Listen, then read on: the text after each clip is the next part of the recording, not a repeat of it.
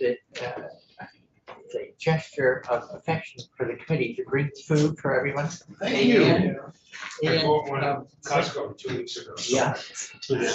Senator Snelling, who used to be at the committee, complained that it was unsanitary, so I said I would be bringing individually wrapped nuts, and that's why we have pistachios. The definition of senator. Hilarious. We are live. Okay, There's So- a compost bin upstairs as well. Oh, good. okay. One of the old Jeep's office. Yeah. All right. So for people who are, this is. individually wrapped nuts. Okay, so, good morning to people. This is the second half of the morning session. It's Friday, January 13th, 2023, at Senate Natural Resources and Energy. We're doing a bill walkthrough on S5. Shorthand name is Affordable Heat Act. And we are on page 17. The bill is available on the committee website, so people can pull it down and get their own copy. Ms. Schausk, please continue the tour. Just quickly, what time is the floor? 11:30. 11:30, So okay. if I don't want us to feel rushed, we will adjust the schedule for next week if we need more time. All right, so page 17, line 10, emission schedule. To promote certainty for obligated parties and clean heat providers, the commission shall, by rule or order, establish a schedule of life cycle emission rates for heating fuels, biofuels, electricity, and any other fuel used by a clean heat measure. The schedule shall be based on transparent, verifiable, and accurate emissions accounting, adapting the Argonne National Laboratory GREET model, the Intergovernmental Panel on Climate Change modeling, or an alternative of comparable analytical rigor to fit the Vermont thermal sector context and the requirement of 10 VSA 578A. So just as a reminder, so the PUC is going to establish a schedule, which is going to be part of this overall process so that clean heat providers know what they're providing, how many credits, how much of an emission reduction each type of action is going to generate. This work, similar work has been done elsewhere, but this exact kind of analysis doesn't exist already in this context.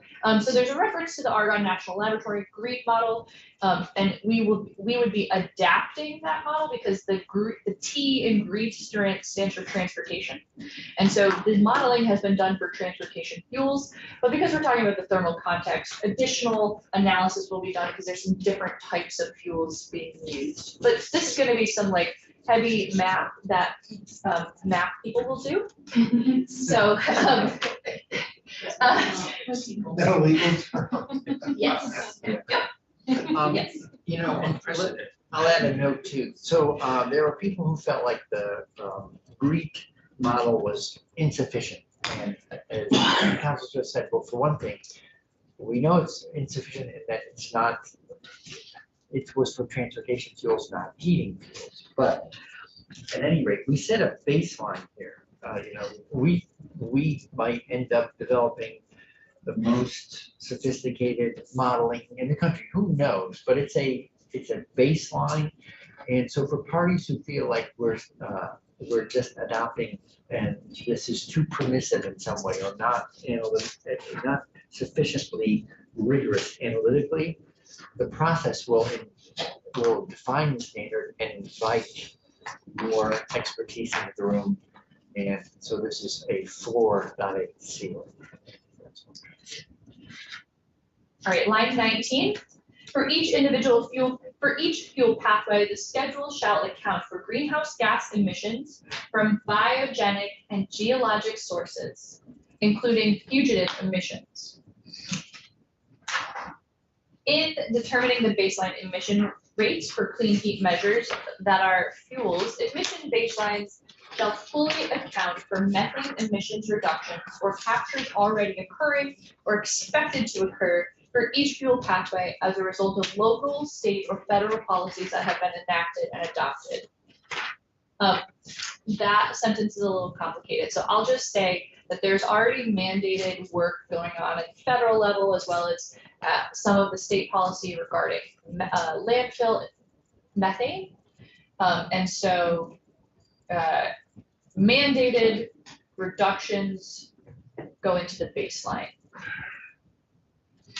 Right, if you're just coming into compliance with the federal or state law on emissions, you can't claim that the improvement you make earns you a clean credit. You're simply complying with an increasingly clean baseline requirement in law. All right, page 18, line 4. The schedule may be amended based on changes in technology or evidence on emissions, but clean heat credits previously awarded or already under contract to be produced shall not be adjusted retroactively. Review of consequences. The commission shall periodically assess harmful consequences that may arise in Vermont or elsewhere from the implementation of clean heat measures and shall set standards or limits to prevent those consequences. Such consequences may include deforestation, conversion of grasslands, or the creation of new methane to meet fuel demand. This is a new piece of language, and I think it was suggested to address some of the concerns last year that were raised. Yeah, and I mean, the concerns we heard from people who were, I would say, to be blunt, they worried that the program could become guilty, however unintentionally, of greenwashing. We said, well, that is clearly not our intent. So how can we be more explicit in order to try to prevent that? It's hard to always predict everything, so this lays out some examples, and it charges the tag with working on a continual basis to assess the impacts of the program so that we avoid any kind of unintended negative consequences. Timestamp. Each clean heat credit shall be timestamped for the year in which clean heat measure delivered emission reductions. For each subsequent year during which the measure produces emission reductions, credits shall be generated for that year. Only clean heat credits that have not been retired shall be eligible to satisfy the current year obligation. Delivery in Vermont. Clean heat credits shall be earned only in proportion to the deemed or measured thermal sector greenhouse gas emission reductions achieved by a clean heat measure delivered in Vermont. Emission offsets wherever located shall not be eligible measures. So credits can only be generated by actions taken in this state. Page 19, credit eligibility. All eligible clean heat measures that are delivered in Vermont shall be eligible for clean heat credits and may be retired and count towards an obligated party's emission reduction obligations, regardless of who creates or delivers them, and regardless of whether their creation or delivery was required by other state policies and programs. This includes individual initiatives, emission reductions resulting from the state's energy efficiency program, the low-income weatherization program, and the Renewable Energy Standard Tier 3 program. So last year, there was a lot of conversation about this.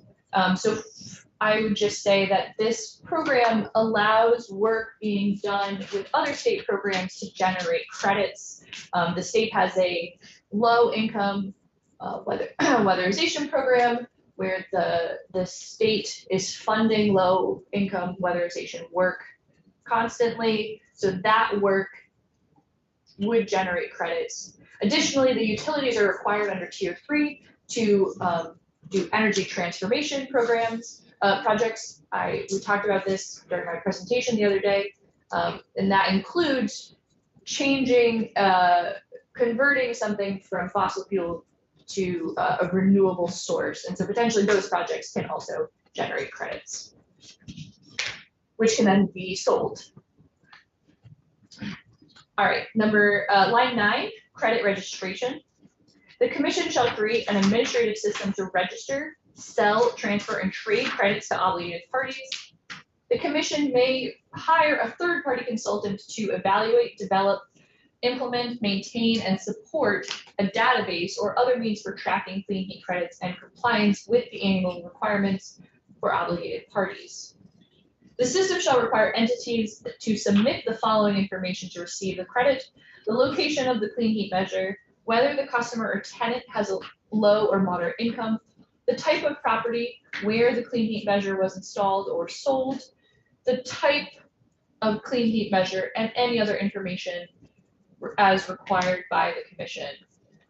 So just to take a step back, this subsection K I think is important because these credits don't currently exist. And so this is dictating to the PUC to come up with a system where they can be formalized as well as registered, sold, and traded. I'm gonna flag a phrase for us to lean into a little bit to get some testimony and help clarify. And that is line 16, 17, whether the customer or tenant has a lower moderate income. Oh, I said that. People were concerned last year that it'd be some sort of invasion of privacy. However, we already have many state programs where people are qualified based on income, and there are ways to do it that are appropriate and protect privacy. We also have, for instance, the LIHEAP program that delivers to low-income Vermonters, and we manage that program. The deliveries are made every day to people who are qualified. So we have a way to manage this data appropriately, and I just wanted to go through it so we understand how it would protect privacy as well as the design goals of the program, which is to make sure we're addressing low and moderate income Vermonters with highest energy burdens. Right, and the way that this is structured, there should be a premium paid put on credits for these customers because there is a specific mandate that work be done for this class of customers, for this group of customers. So having that information is important, and the fuel dealers are incentivized to do this work because it is part of the overall requirement. Weighting system. Line 20, greenhouse gas emissions inventory and forecast. Nothing in this chapter shall limit the authority of the Secretary of Natural Resources to compile and publish the Vermont greenhouse gas emissions inventory and forecast in accordance with 10 VSA IV2. All right, page 20, line 3, 8126, Clean Heat Standard Technical Advisory Group. This is what I've been referring to as the TAG. Sorry, I didn't introduce it earlier, but the TAG is a Technical Advisory Group. So the commission shall establish the Clean Heat Standard Technical Advisory Group to assist the commission in the ongoing management of the Clean Heat Standard. Its duties shall include establishing and revising the life cycle carbon dioxide equivalent emissions accounting methodology to be used to determine each obligated party's annual requirement pursuant to 8124A2. Establishing and revising the clean heat credit values for different clean heat measures. Periodically assessing and reporting to the commission on the sustainability of the production of clean heat measures by considering factors including greenhouse gas emissions, carbon sequestration and storage, human health, land use changes, ecological and biodiversity impacts, groundwater and surface water impacts, air, water, and soil pollution, and impacts on food costs. Setting the expected lifespan of clean heat measures for the purpose of calculating credit values. Establishing credit values for each year over a clean heat measure's expected life, including adjustments to account for increasing interactions between clean heat measures over time, so as not to double count emissions reductions. So this is, I think, an important concept when you start to fully weatherize a home. The more efficient you make it, the less emissions reductions will be generated by each additional measure. So it's important to count that as part of the overall math here. If you weatherize a home and then add a heat pump, the heat pump will potentially generate less emissions reduction than if that home was not already weatherized. Fewer credits when you bring a measure like that to an efficient home, which is appropriate and good news because your home is already efficient. the Shell, for instance. So how do we address that? The tag is supposed to consider as part of the calculation for the credit value. So you get some credit for what you're not spending on fuel you're not burning, and you get credit for the installation. No, so you only get credit on the fuel, on the reduction. And so if you're starting at a different baseline, it's going to be potentially less credits. Yeah. Which is unfortunate. But also great, right? Yeah. I mean, it is unfortunate, but also positive. And so if that is the case, the more credits will need to be generated elsewhere. And so it is really focusing on which projects are going to generate the most credits, and so therefore the most reductions. So going after those projects that maybe aren't weatherized already, or that are horribly insulated and can benefit from a weatherization project. Reminds me of the, you can double, to get from 0 to 90 can be effort, a certain level of effort, and then to go from 90 to 100 can be the same level of effort all over again. So it lets us focus on the best opportunities. I think this actually responds very clearly to the concerns we heard from the commissioner yesterday. I missed it, I think. I wasn't. Maybe you could explain. She noted when asked about the vision for thermal that's coming from the administration over the next 20 years, she noted a concern that we would be installing heat pumps in homes that weren't weatherized based on the numbers.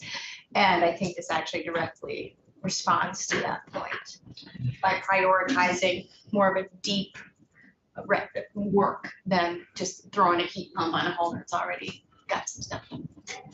Yes, and there's some additional language later that I think we are going to need to talk about because it's new to this bill, but I do think energy audits are going to be really important to this, and home energy audits to determine what a home actually needs to make it more efficient.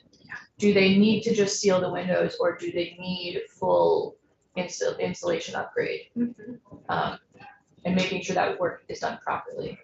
Right. And that also, well, we'll get to it. You helped with new language to consumer protection, so that we want to make sure that people are getting what they, the savings are materialized. All right, page 21, line 3, facilitating the program's coordination with other energy programs. This relates to a concept we touched on a minute ago with its interaction with Tier 3. The programs, the Clean Heat Standard is designed to work with other state programs to combine incentives. And so the tag will be making sure that those incentives are actually working together. Calculating the impact of the cost of clean heat credits and the cost savings associated with delivered clean heat measures on a per unit heating fuel prices. So that's also just a flag. The tag is required to be looking at prices and how that's being impacted. Coordinating with ANR to ensure that greenhouse gas emission reductions achieved in another sector through the implementation of the Clean Heat Standards are not double counted in the greenhouse gas emissions inventory and forecast. And so that is an important point, especially in regards to Tier 3, making sure that a project that generates both clean heat credits and counts under Tier 3 is not double counted, so that our emissions inventory is actually reflecting what's happened accurately. Advising the Commission on the periodic assessment and revision requirement established in 8124A, and any other matters referred to the tag by the Commission. So members of the tag shall be appointed by the Commission and shall include the Department of Public Service and the Agency of Natural Resources, and parties who have, or whose representatives have, expertise in one or more of the following areas: technical and analytical expertise in measuring life cycle greenhouse gas emissions, energy modeling and data analysis, clean heat measures and energy technologies, sustainability, and non-greenhouse gas emissions strategies designed to reduce and avoid impacts to the environment, delivery of heating fuels, and climate change mitigation policy and law. The commission shall accept and review motions to join the tag from interested parties who have or whose representatives have expertise in one or more of the areas listed in this subsection. Members who are not otherwise compensated by their employer shall be entitled to per diem compensation and reimbursement under 32 VSA 1010.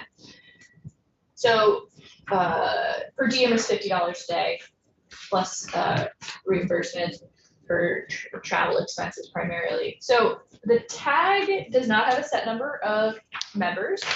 However, there is an emphasis on technical expertise, particularly with analysis, and that is because these are the people that will be looking at the very technical analysis that will need to go into emissions calculation. Now, they're not the sole arbiter of that, and I'll read that next on line 6.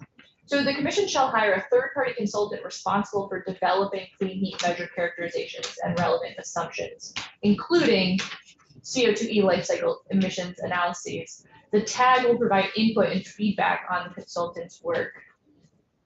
Emissions analyses and associated assumptions developed by the consultant shall be reviewed and approved annually by the commission. In reviewing the consultant's work, the commission shall provide a public comment period on the work. The commission may approve or adjust the consultant's work as it deems necessary based on its review and the public comments received. So what's going to happen is the PUC is going to hire a math person, right? They're going to hire them to do the really in-depth analysis needed to do the emissions calculations. This work is then going to be submitted to the tag, which is going to be a group of experts who have some expertise in these calculations. They're going to review the work because it will include some assumptions. We can't avoid that entirely, but there's going to be modeling, so there's going to be some assumptions within the system and some different variables. So they will review it, and then overall the PUC will then review the work that has been done, and they will have overall say, but there will also be a public comment period on the modeling. So they may then adjust based on public comments for additional variables that they may want to adjust. But the PUC itself, while they're hiring and having this expert input, also does have final say over the work. All right. Subject to appeal. Subject, I'm not using the word appeal, but yes. Review and revision. All right, so page 22, line 16, 8127, Clean Heat Standard Equity Advisory Group. The commission shall establish the Clean Heat Standard Equity Advisory Group to assist the commission in developing and implementing the Clean Heat Standard in a manner that ensures an equitable share of clean heat measures are delivered to Vermonters with low income and moderate income, and that Vermonters with low income and moderate income who are not early participants in clean heat measures are not negatively impacted in their ability to afford heating fuel. Its duties shall include providing feedback to the commission on strategies for engaging Vermonters with low income and moderate income in the public process for developing clean heat standard program, supporting the commission in assessing whether customers are equitably served by clean heat measures and how to increase equity, identifying actions needed to provide customers with low income and moderate income with better service and to mitigate fuel price impacts calculated in 8126. So again, this is another check on what fuel prices are doing and how they're impacting customers, particularly those with lower and moderate income. Assisting the commission in defining customers with low income and moderate income, recommending any additional programs, incentives, or funding needed to support customers with low income and moderate income, and organizations that provide social services to Vermonters in affording heating fuel and other heating expenses. So again, that's another dimension of looking at price impacts and whether or not there should be any additional incentives or subsidies. Providing feedback to the commission on the impact of the Clean Heat Standard on the experience of Vermonters with low income and moderate income. And providing information to the commission on the challenges renters face in equitably accessing clean heat measures and recommendations to ensure that renters have equitable access to clean heat measures. Page 24, line 4. The Clean Heat Standard Equity Advisory Group shall consist of up to 10 members appointed by the commission and shall at a minimum include at least one representative from each of the following groups: the Department of Public Service, the Department of Children and Families Office of Economic Opportunity, community action agencies, Efficiency Vermont, individuals with socioeconomically, racially, and geographically diverse backgrounds, renters and rental property owners, and a member of the Vermont Fuel Dealers Association. And again, members who are not otherwise compensated shall be entitled to per diem under 32, they say 1010. So those are the two groups that will be advising the PUC as they establish this program and as the program proceeds. So, well, I just have to say the renters piece is critical, and I'm so appreciative that it's in this bill. That, that a lot of conversations were had last year, especially in the House, about the different dimensions of this program and who the impacted parties will be. All right, so line 14, this is a new concept that we just sort of hinted at: consumer protection. Entities that provide clean heat measures shall not unfairly induce customers to install or adopt clean heat measures. Entities shall not engage in predatory practices to generate clean heat measures. On or before January 15, 2026, the Department of Public Service, in consultation with the Attorney General's office, shall file proposed rules with the Secretary of State's office to define how clean heat measure providers shall act and how customers shall be protected from fraudulent and predatory actions, and what remedies will be available. So I just want to flag, I am not a consumer protection expert, so this language is modeled after some existing consumer protection language in other statutes, but I suspect it could be refined slightly. So I just wanted to give you the concept here that avoiding predatory practices. Clean heat measures are going to need to be generated by the fuel dealers, and so there is an incentive for them to, do creative, marketing or whatever they need to do to get the work done. Hopefully, the incentive is to lower prices so that people will be asking for this work. But I think the overall issue here is that customers, homeowners, will need to purchase these clean heat measures. They're going to need to purchase fuel pumps. They're going to need to purchase contractor services to do weatherization work. So just want to make sure that that work is not being done in a predatory manner, that there's clear information going into it, what the work will cost and what it will entail. I think, and so, but I'd love to come back to this and understand it a little more fully, like what the predatory practices provision, anticipates, and then like how would that actually play out? And so, thank you for bringing it up, and this is another one. Let's go back to it. I'd love to learn more. Thank you. All right, page 25, line 3, severability. This is the standard severability clause for this statute. So if any provision of this chapter or its application to any person or circumstance is held invalid or in violation of the Constitution or laws of the United States, or in violation of the Constitution or laws of Vermont, the invalidity of the violation shall not affect other provisions of this chapter that can be given effect without invalid provision or application. And to this end, the provisions of this chapter are severable. All right, so that ends the statutory provisions directly related to the clean heat standard. There are a couple of other sections at the end. All right, line 10. So this is a new small piece of language that's being added to amend the 10 VSA 582, the greenhouse gas inventory. So as I've referenced a few times, there's already statutory requirement starting from 10 that ANR needs to produce a greenhouse gas inventory and forecast. So there's new language on line 19 that says the Secretary of Natural Resources shall include a sensitivity analysis in the greenhouse gas emissions inventory and forecast that measures the life cycle greenhouse gas emissions of liquid, gaseous, and other biogenic fuels combusted in Vermont. This was a requested piece of language, and I think you should hear more about it, but as far as I understand, a sensitivity analysis is a specific type of analysis done on a data set that looks at the uncertainty included in the different assumptions and variables in the modeling. So basically, based on the assumed variables, is there additional variables? Is there uncertainty in this data set because of the different assumptions that have been made? Sure, and I think there's relationships between different variables too that are part of it. So Senator Watson and Senator McCormick. So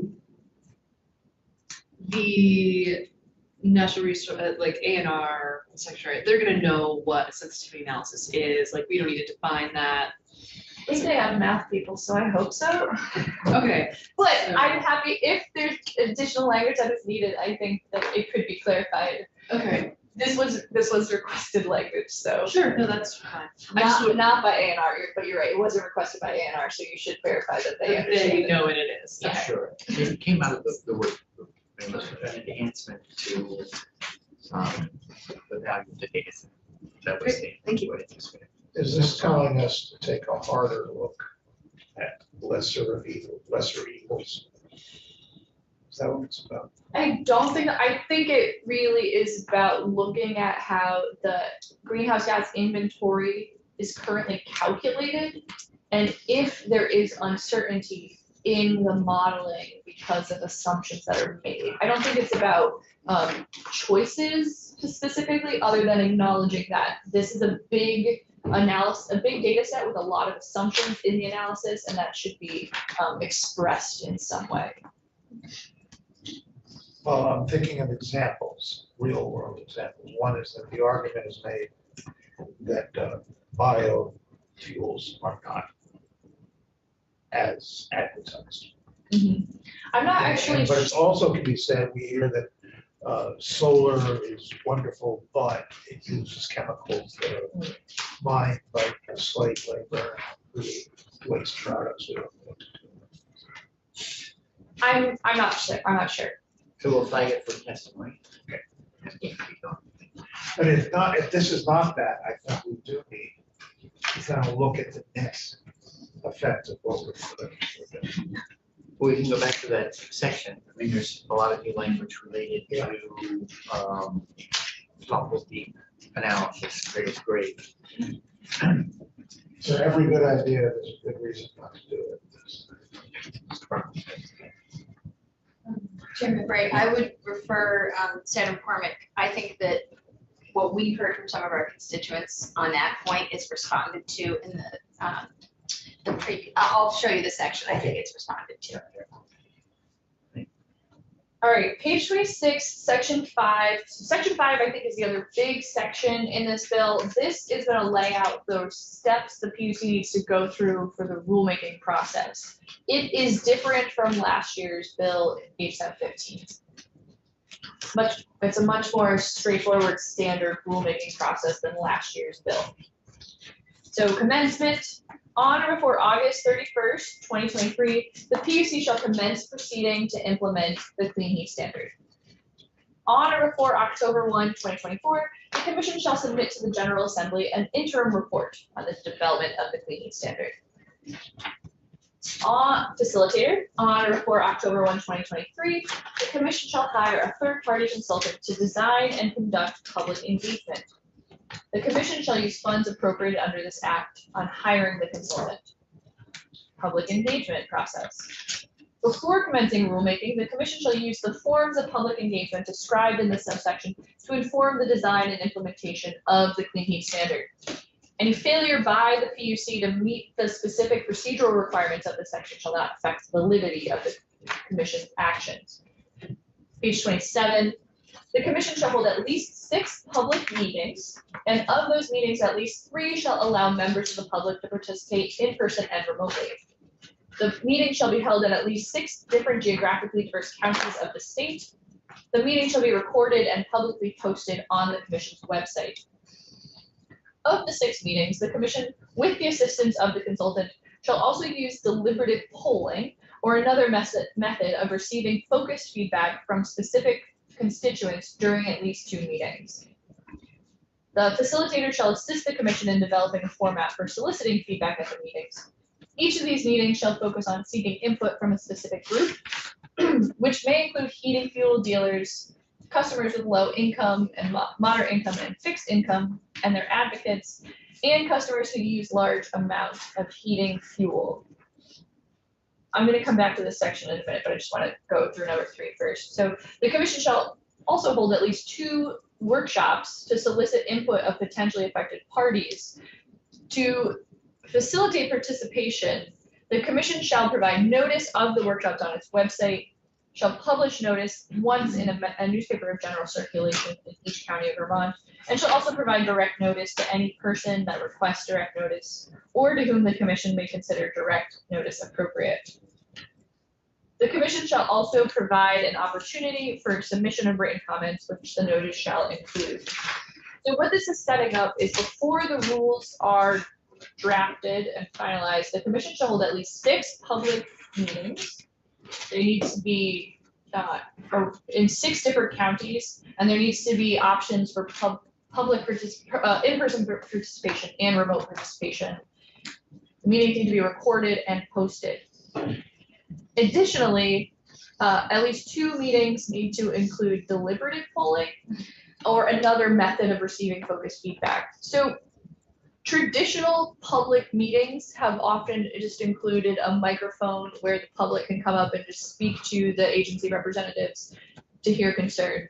Deliberative polling is a different method that I think is becoming more favored as we look at increasing meaningful participation with the public. And so it does involve, I'm not sure what the specific definition is here. However, it includes things where first the agency rep would go through an overview of what elements would be included in the program, what kind of options there are, and then ask the public to respond specifically to those elements, what they like, what they don't like, what they have concerns about, what other options they would consider. So it's more of a conversation and maybe involves small group conversations, but it is a different format than the traditional form of a public meeting where you speak into a microphone. Additionally, there will be 2 workshops. The commission often holds workshops on the work that it currently does, and they're usually for agency personnel who are much more versed in the topic at hand and want to have discussions about specific provisions and concerns and how they will affect that company or utility specifically. So that is a lot of public outreach, I think, before even the rules are drafted, but it's to get a lot of public feedback. Page 28, advertising. The commission shall use funding appropriated in this act on advertising the public meetings in order to provide notice to a wide variety of segments to the public. Line 4, draft proposed rules. The commission shall publish draft proposed rules publicly and provide notice of it to the stakeholders who registered their names and email addresses with the commission during the workshops. The commission shall provide a 30-day comment period on the draft and accept written comments from the public and stakeholders.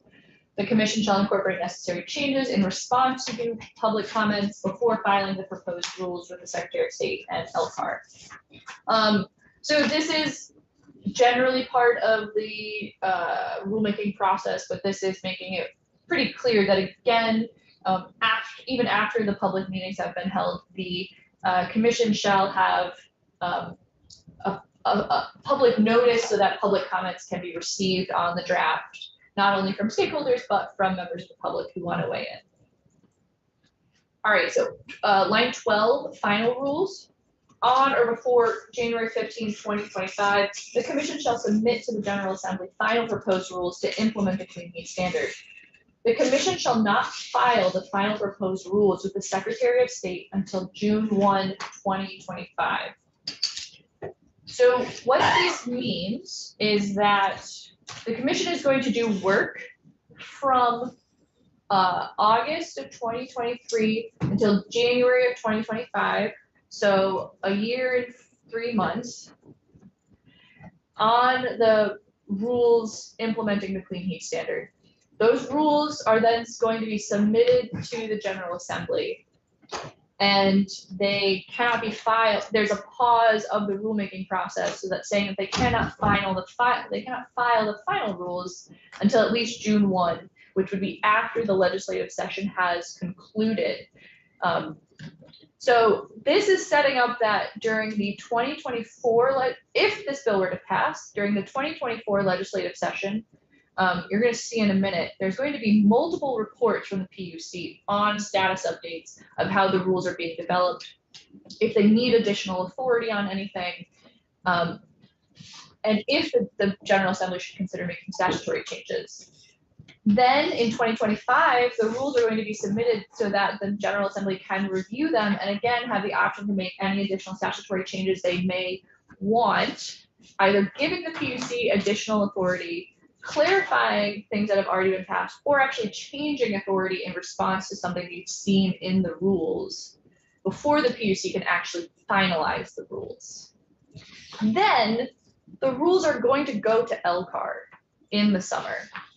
So before the rules are actually adopted, the General Assembly will see them, and then the PUC, the PUC will present them to LCAR, at which LCAR will do its review and potentially have the opportunity to object to those rules. So I'll, talk about the design here a little bit, and the reason for it. There was, I think, two things. One, sort of the negative side, there was the administration expressed concern that the legislature might send the PUC off to do this work, and then it would just become law and an active program implemented without our review. And I think it is, given our oath of office, this is, I think, essentially inconceivable, but we wanted to build in a very explicit pause in the rulemaking so that we're getting reports leading up to the rule, we're getting the rule itself, and then we have an entire legislative session in which to enact statute if we think it necessary to reach in. And since law trumps rule, we can make whatever surgical adjustments we need to make or deem advisable. So I think, to say a little more on that, when we invoke rulemaking, I think there are roughly 40 regular rules and 20 emergency rules. We've had a spike in emergency rules because of COVID, but so 40 to 60 rules a year. I'm not aware of ever being required to then have the rule itself reaffirmed through yet another explicit legislative action through a bill, which was the proposal last year, and even that was in the end deemed insufficient. So I feel like we have an obligation as legislators to protect the independence of the legislative branch and protect our own procedures. So this means that this vote is our vote. We don't have to say later on, we really meant it 3 years ago. We will mean it when we vote on this rule. But given all the concern that we might not be adequately vigilant on behalf of Vermonters, we're providing for a full legislative session to review it and make changes. I think, again, given our oath of office, I have absolute confidence that that legislature will take a very close look at that rule. And that we need only to affirm that to ourselves, not to another branch of government. Yeah, and so I'll just add that last year's H175 had a very different layout, this is really using the existing Administrative Procedures Act. It's not waiving any of those provisions. It's reaffirming that that is still going to happen. And in addition, the legislature will have the time and the whole session to review the rules that are required to be submitted to the General Assembly for review. So it is different from last year's proposal, but it is a standard, it's almost a standard rulemaking provision, except that there is a pause in it for legislative review for the session. I would say one last note from under the APA, if the LCAR does not approve the rule, then objects to the rule, then the burden of proof shifts to government to, if a claim is brought against the rule, the complainant need not demonstrate that the rule was flawed. It is that the government has the responsibility to demonstrate that it was an appropriate implementation of legislative intent as invoked by this IS5. The government does not generally like to be in a position of having to defend its own work, so it is a powerful tool on the part of the legislature to encourage changes to rules. But so that's one level of protection already built into the APA. But the fact that we have an entire legislative session for the full General Assembly to review the rule is even a greater level of review and scrutiny and opportunity for fixes or adjustments. And I'll also add that the standard rulemaking under the APA does require at least one public hearing and a notice and comment period on the draft rules, but also ICAR is supposed to also recommend additional public outreach that may be necessary. So the agency has to comply with the prescribed public outreach. So in addition to the outreach that's required in this bill, there will also be the ICAR public outreach. And then as part of the LCAR process, there will need to be the environmental analysis and economic fiscal analysis submitted as part of the rules package demonstrating that the PUC has done analyses on both of those areas. So those are required as standard part of the statute. So thank you for highlighting that. We'll come back to it a little bit more closely, but again, you know, the concern that we might do something unaffordable, given the design of the entire bill is to make the path forward to meeting our requirements as affordable as possible, particularly for low and moderate income Vermonters. We will have an economic impact analysis to review as part of the rule. And as I was saying yesterday, when I think there's an interest on the part of some parties to have us not take this action until additional cost analysis work is done. From my perspective on all this, hear what other people are thinking.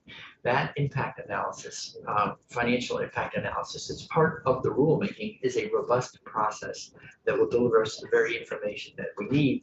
And you can't meaningfully spell that out without going through the rulemaking, which is going to figure out things like the credits, the carbon intensity, the way it will be implemented.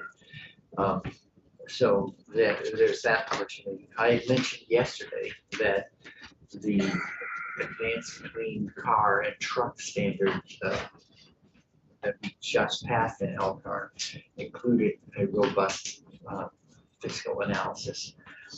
It was never questioned that that fiscal analysis was inadequate and that it should have been conducted prior to even commencing rulemaking. So I think, and so we're just staying consistent with past practice. Secretary did say when I brought that up, while they have 4 years experience with the California Air Resources Board rule, however, that is 40 years retrospective experience. The rule is going to change that landscape in a dramatic way. For instance, the end of the sale of new internal combustion engine vehicles in 2035. So the analysis was prospective, and whether they had 1 year of historical data or 40, the analysis, I'm not sure that it was an interesting thing to point out, but I don't know that it is a meaningful data set when you're designing a program looking forward, just as this bill designs a program looking forward. Well said. And apples and oranges, I think it's the comparison she was trying to make. Well, yes, apples and oranges, maybe we have apples and apples. I guess I would also just flag that I think she also indicated that an RFP has been put out to do some of the analysis required for this bill, and they anticipate having it in the next couple of months. And so while you work on this bill and there is required analysis as part of the rulemaking, some of that analysis will already be done potentially before you pass this bill.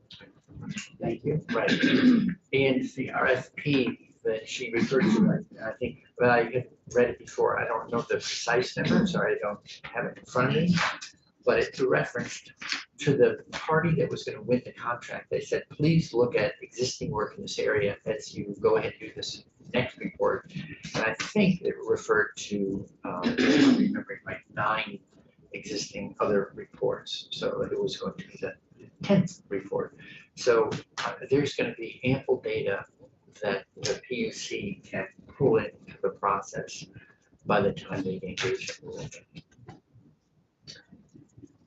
All right, so back to page 28, line 16, consultant.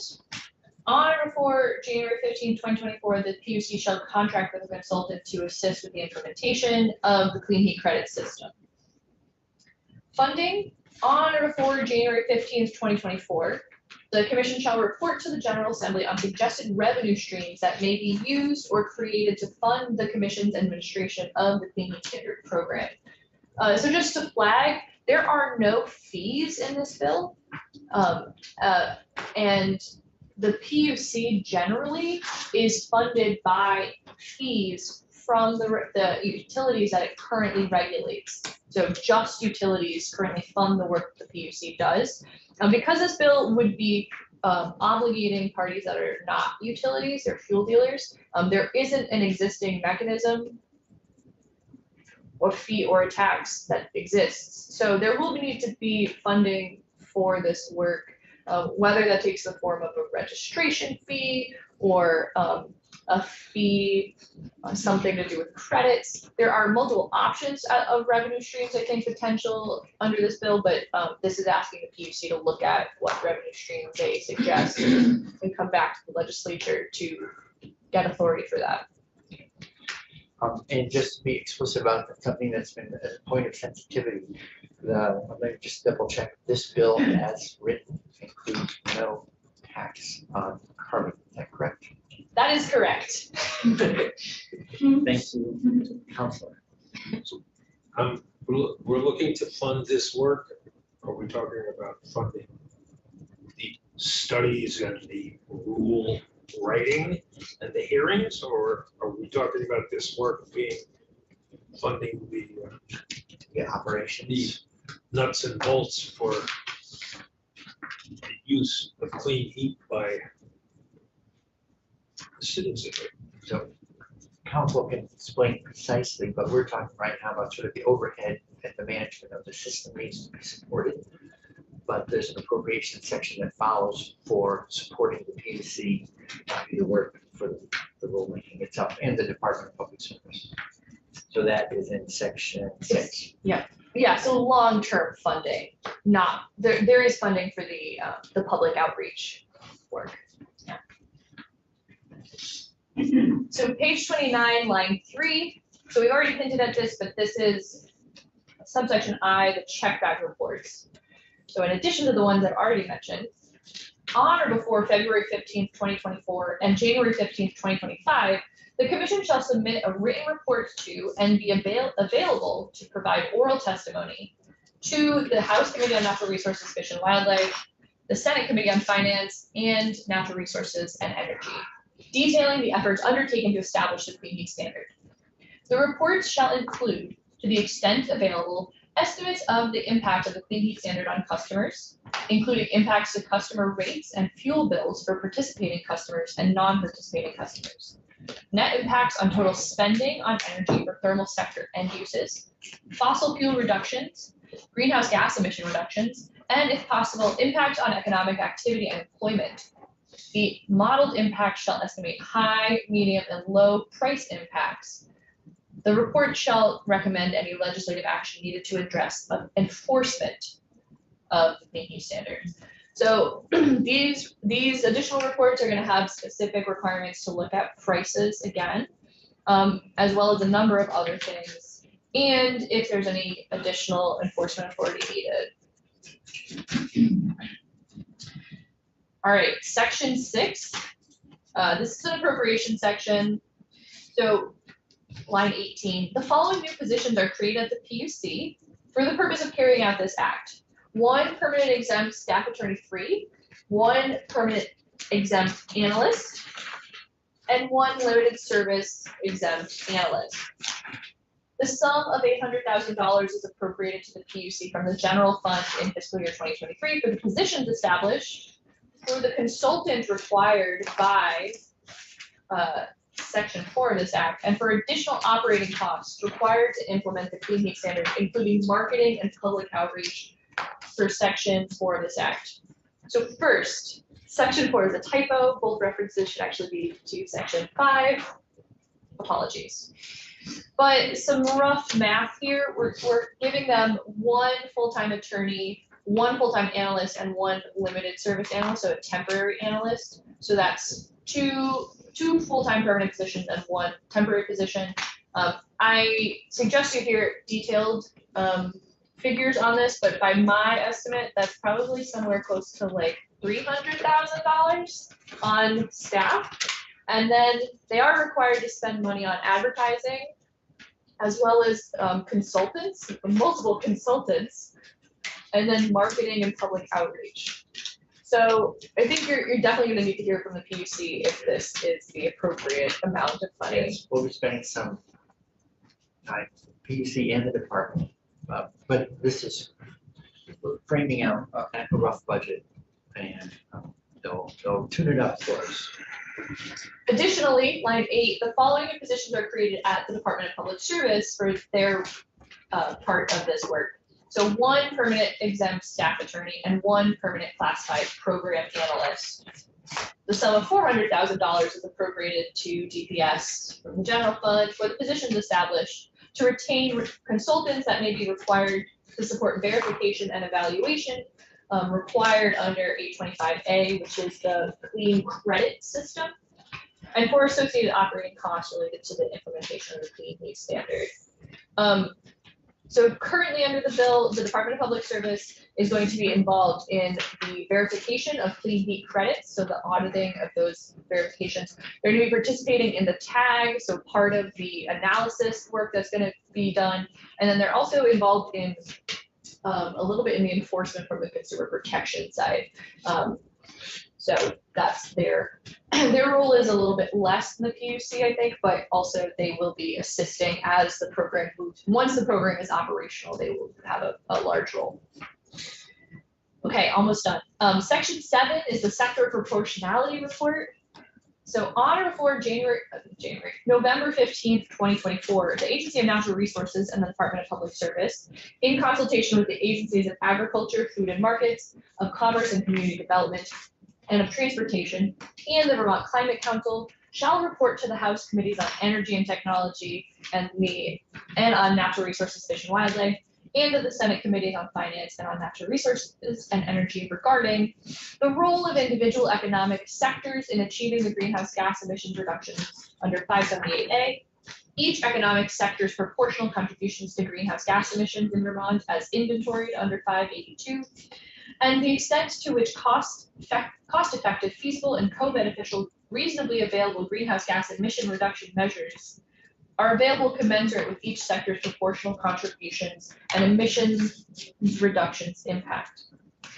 So this report was requested last year by the Agency of Natural Resources, and it really is sort of focusing on more granularity in the related to the greenhouse gas inventory, looking at individual economic sectors within the sort of broad sectors we already look at, which are agriculture, transportation, thermal. This is more granular, looking at individual economic sectors within them. So the report shall consider analyses performed in support of the Climate Action Plan and the 2022 Comprehensive Energy Plan, and the report shall consider additional analyses as necessary.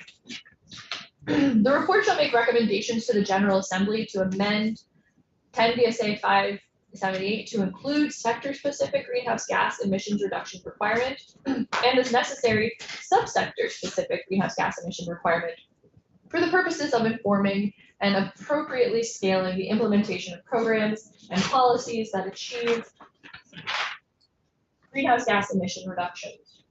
As used in this section, sector means those established in the annual greenhouse gas emissions inventory and forecast produced by ANR.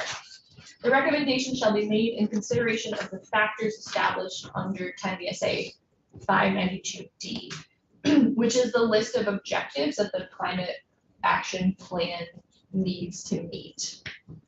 The Agency of Natural Resources and the Department of Public Service, in consultation with the Vermont Climate Council, shall submit an updated report and any corresponding recommendations in accordance with this section on July 1 of the year, immediately preceding a year in which an updated climate action plan is adopted under 592. And then finally, the effective date does actually take effect on passage. So, don't clap yet, we're not done. There's a timeline. I have produced a timeline because, so last session when we did HM 15, I think, especially towards the end of the session, there was a need for some visual representation of this. And so this is a time, it's not technically a line, it is a time chart. It is a calendar of most of the elements in this bill. And so I think it can help you get a sense of what and when this is gonna happen. So first, I think I already missed one thing, which is I didn't include the rules that DPS is gonna work on for consumer protection. I'll throw that in the next version, but I've already talked about everything on this, but it really is like laying out the steps. And a few minutes ago, I actually sort of verbally already did this, but two things I want to highlight is that it's currently January 2023. The first thing on this list is that clean heat credits, early action credits can start to be generated. But the sort of end date down here is that the PUC is going to need to submit the proposed final rules within 2 years of now. So this bill, the second line of this timeline is that the bill is not going to be enacted. It takes effect on passage, but that will not probably be until May or June. Maybe it'll be earlier, maybe it'll be April, but it probably won't happen until at least May. And so that is going to give the PUC a year and a half to do the rule work. Upon passage, they will get the funding and the ability to hire those additional positions. And so, but they actually might not get that funding until July when the fiscal year kicks in. So just have that something to be aware of. Next, currently in here, the rulemaking commences August 31st, 2023. This is to give them time to hopefully hire some of the staff, but also like get ready because this is going to be a pretty big undertaking. The next date is October 1, 2023. They're going to need to hire the third-party consultant facilitator for the public engagement, who's then going to help them design their public engagement plan. And so then they're going to have to hold at least 6 public hearings and 2 workshops. And those dates are not currently mandated in here, but it's going to have to happen before the rules are drafted, or at least while the rules are being drafted, because it's probably going to take them a little while to hold 6 public hearings. Next, January 15th, 2024, so a year from now, the PUC is going to report to the legislature. And sorry, I use LEG to represent legislature. It is not leg, but I use this little bit of a jargon, State House jargon. So the PUC reports to the legislature on potential funding sources a year from now. Additionally, a year from now, the PUC needs to hire the consultant to work on the clean heat credit registry. Then there's the first report, January 15, 2024. The PUC reports to the legislature on the status of the development of the rules that have happened so far. I just want to flag that there's going to be a report January 15th and a report February 15th. They are on different subjects, but you may want to consider if those dates should be aligned. Then the whole legislative session is going to go by but you'll have information on what has happened with the rule so far. Next, October 1, 2024, that's when the next status update report is due. So the PUC is going to do a status update report in the fall. Then at some point, the PUC are going to issue their draft rules for public comment. There is not a set date for that in the bill. However, there's going to need to be at least a 30-day public comment period before the rules are finalized. And so I do think that that would need to be at least November-ish, so that there's time to respond to the comments before the rules are finalized. Next, November 15, 2024, that's when ANR and DPS are going to report on the sectoral proportionality report. And then that way, if any legislation needs to be drafted, I could draft it. You can request drafting it. January 15, 2025, 2 years from now, the PUC submits the final proposed rules to the legislature, and you'll have that whole session to consider them. Then June 1st, 2025, the PUC submits the proposed final rules to the Secretary of State and LCAR, after which LCAR will then review the rules. August 31st, 2025, the PUC reports on the rules that have been adopted. And then the Clean Heat Standard is going to go into effect. So last year there was a date certain that the rules needed to go into effect, and actually this bill does not have a date certain. So it is something you may want to consider if you have a date certain in mind. There's a little bit of flexibility here because the rules are not going to be adopted until probably July, because LCAR will need to do their review, and then the rules will be effective 2 weeks after they have been adopted. So probably July. You do want some time for the industry to have notice that the program is going to go into effect. And you may want to hear some testimony on various effective dates for that. But right now, it's January. In theory, it is somewhere around the beginning of 2026.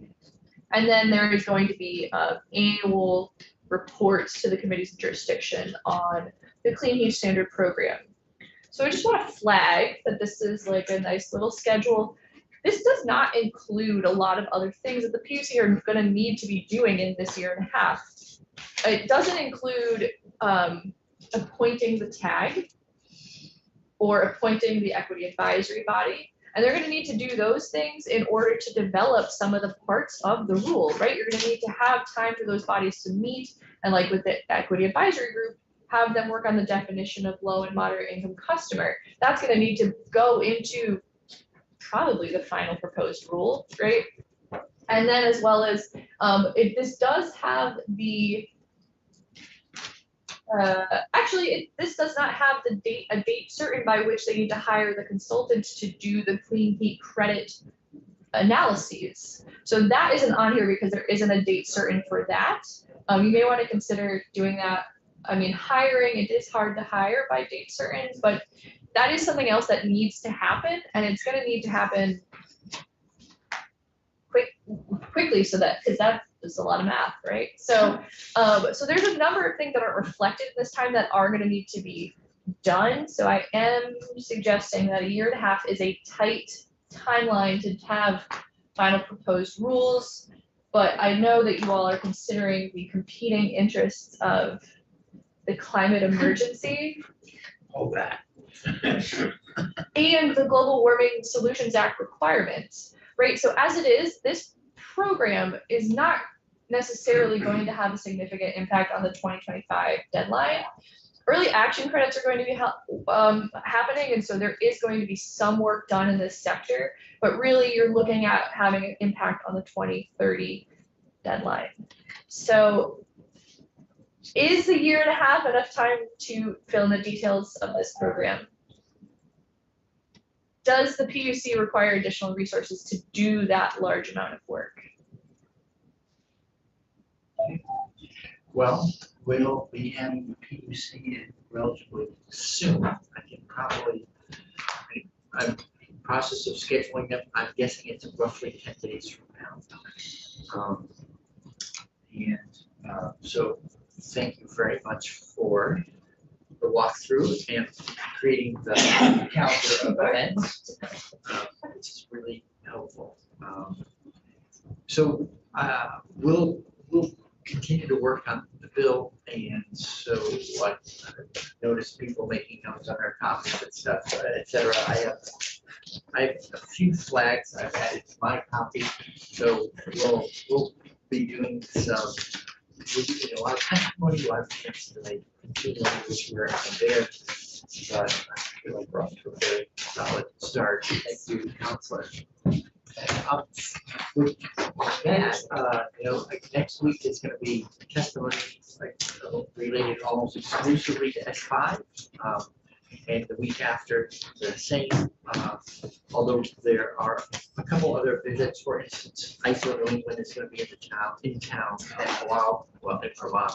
And while they're in the neighborhood, we'll pause and hear from ISO and Velco, so we can stay up to date on general knowledge about grid evolution. And